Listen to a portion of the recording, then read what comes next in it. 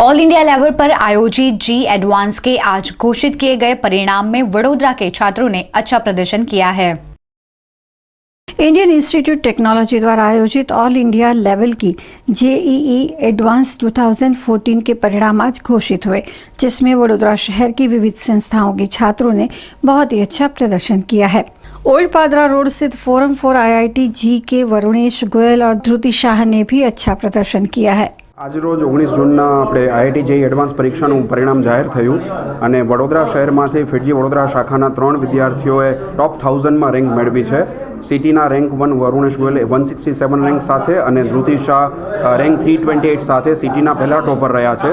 બંને વિદ્યાર્થીઓ નવરસના સમાના સીબીએસઈ બોર્ડના વિદ્યાર્થીઓ છે।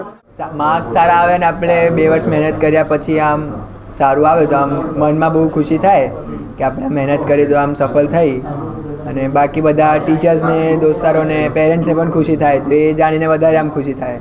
આમ સ્ટીફ કોમ્પિટિશન નહીં આવવા જોઈએ અને આમ હેલ્ધી કોમ્પિટિશન હોય કે એકબીજાના વધારે સારા માર્ક્સ આવે તો આપણને પણ આમ ખુશી થવી જોઈએ કે કોઈના મારા કરતાં વધારે માર્ક્સ આવ્યા છે, મારે પણ એનાથી આમ જોવું જોઈએ કે એના મારા કરતાં વધારે આવ્યા છે, હું પણ એને જોઈને આમ મહેનત કરું, વધારે સારા લાવું।